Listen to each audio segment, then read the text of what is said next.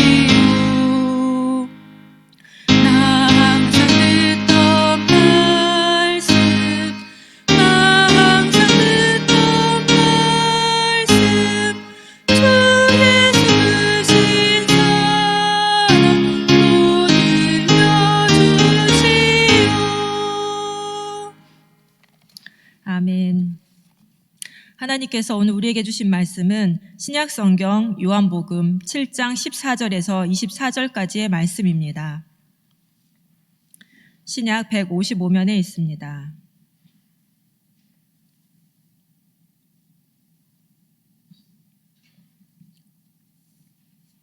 요한복음 7장 14절에서 24절까지의 말씀을 함께 봉독하겠습니다.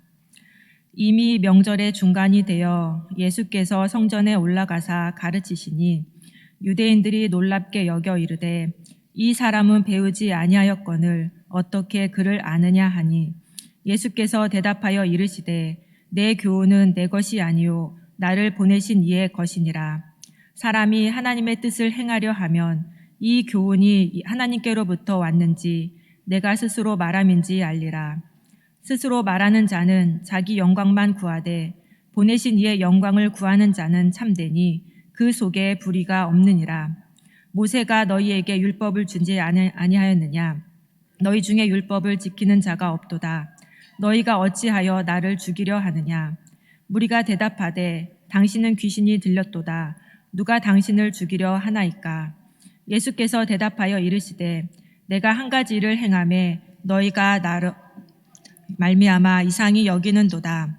모세가 너희에게 할례를 행하였으니 그러나 할례는 모세에게서 난 것이 아니요 조상들에게서 난 것이라. 그러므로 너희가 안식일에도 사람에게 할례를 행하느니라. 모세의 율법을 범하지 아니하려고 사람이 안식일에도 할례를 받는 일이 있거든 내가 안식일에 사람의 전신을 건전하게 한 것으로 너희가 내게 노여워하느냐? 외모로 판단하지 말고 공의롭게 판단하라 하시니라. 아멘.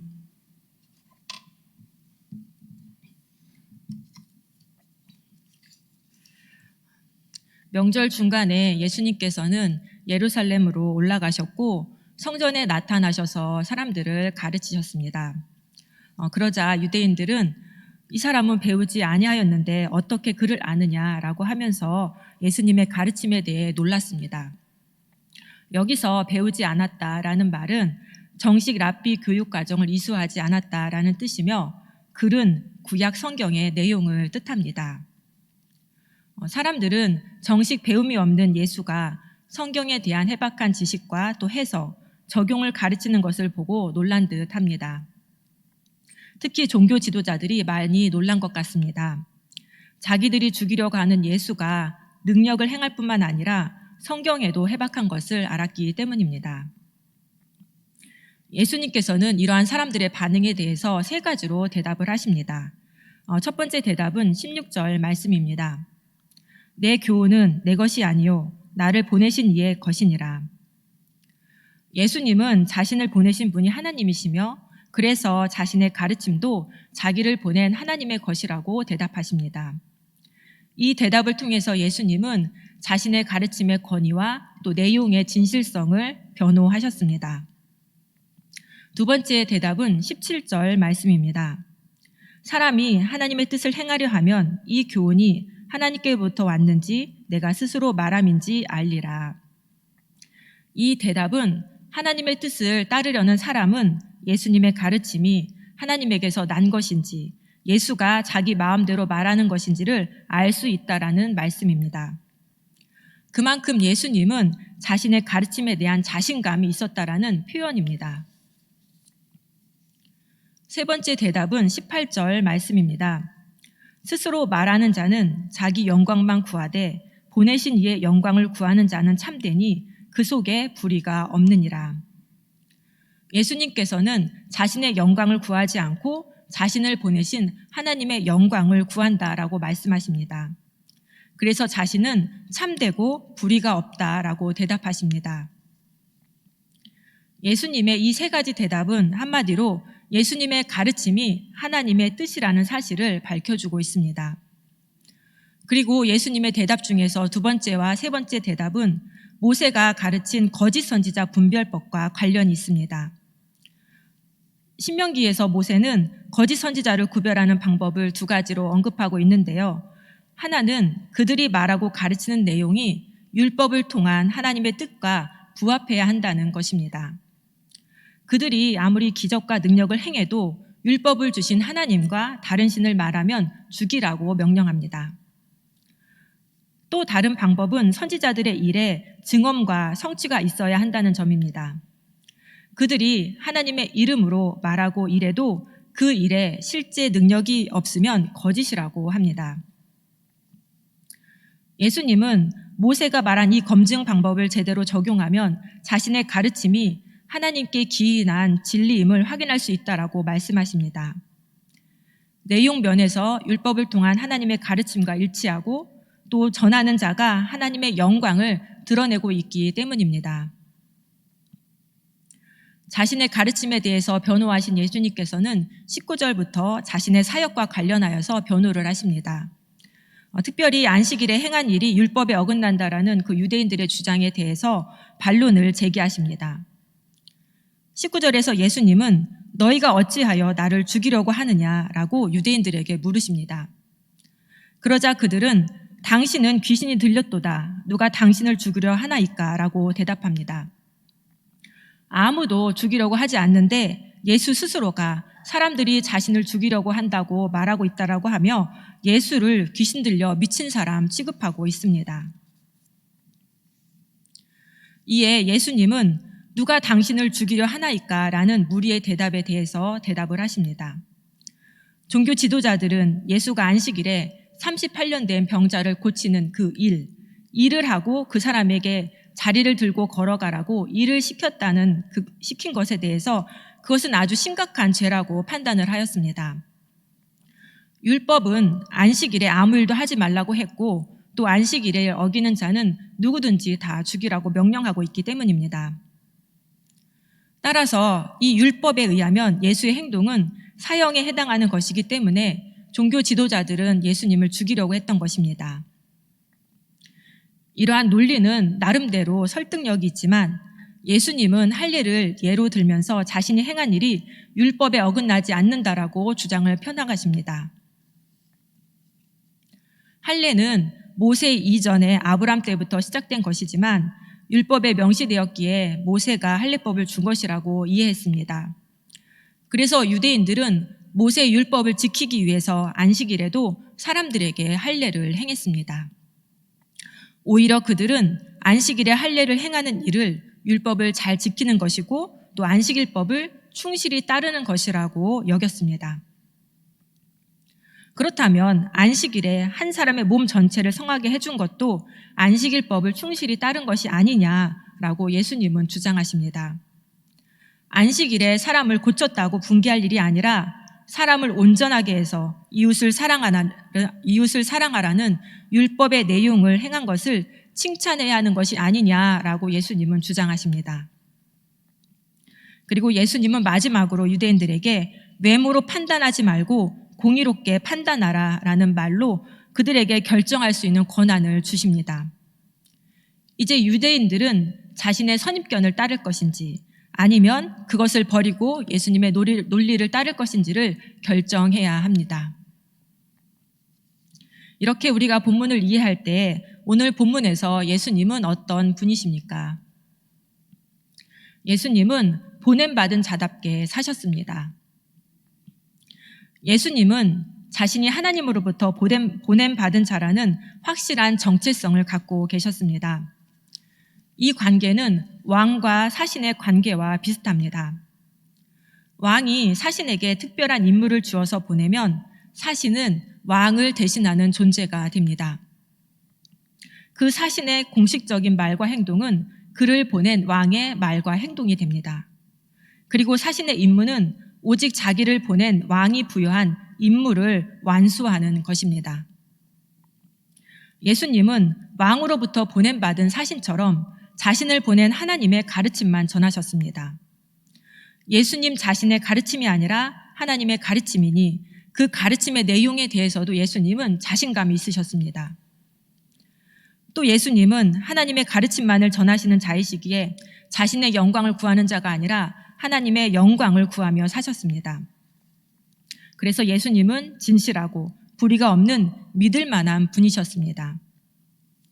따라서 예수님이 정식 랍비 교육을 받지 않았어도 구약 성경을 잘 해석하고 적용해 주실 수 있었던 것은 예수님께서 보냄받은 자답게 보내신 분의 가르침을 가르치고 또 그분의 영광을 구하며 사셨기 때문입니다.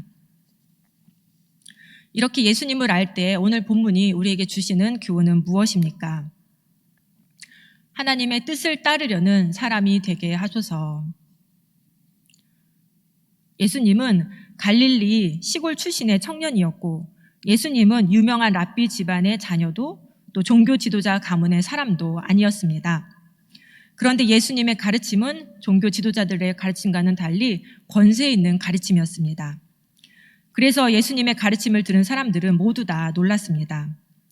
왜냐하면 그의 외모와 그의 집안 그리고 그의 학식을 보면 그런 권세 있는 말씀을 전할 만한 분이 아니었기 때문입니다. 또 이렇게 평범한 시골 청년이 병자를 고치는 능력을 행한다는 것도 믿을 수가 없는 일이었습니다. 그래서 유대인들은 예수님이 안식일을 범하였다고 하면서 그를 죽이려고 했습니다. 유대인들은 예수님을 외모로만 판단하였습니다. 그들이 알고 있는 예수에 대한 정보로만 예수님의 가르침과 사역을 판단하였습니다. 그래서 그들은 예수를 귀신 들려 미친 사람으로 그리고 안식일법을 어기는 율법 파괴자로 오해하였습니다. 그런데 이러한 오해는 유대인들이 예수에 대한 정보가 부족해서 생긴 것이 아닙니다. 그들 안에 하나님의 뜻을 따르려는 의지가 없었기 때문입니다. 하나님의 뜻을 따르려는 의지가 없었기에 그들은 예수님의 가르침이 율법과 즉 하나님의 말씀과 일치한다는 것을 알지 못하였습니다. 그래서 그들은 하나님의 아들인 예수를 십자가에 못 박았습니다. 하나님의 뜻을 따르려는 의지가 없는 사람의 눈에는 외모만 보입니다. 그 사람의 출신과 배움의 정도와 그 사람을 둘러싼 배경만 보입니다.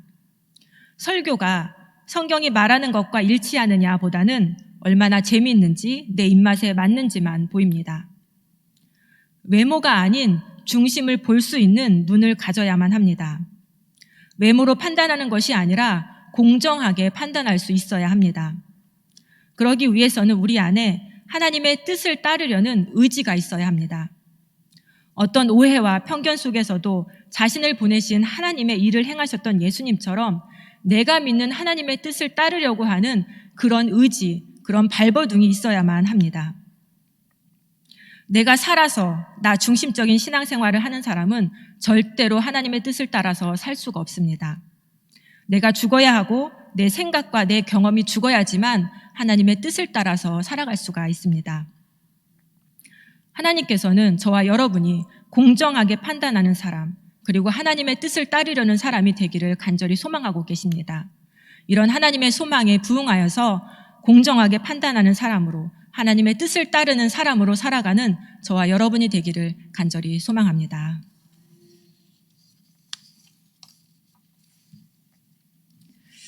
하나님 아버지, 우리를 구원하기 위해 예수 그리스도를 이 땅에 보내주셔서 참으로 감사합니다.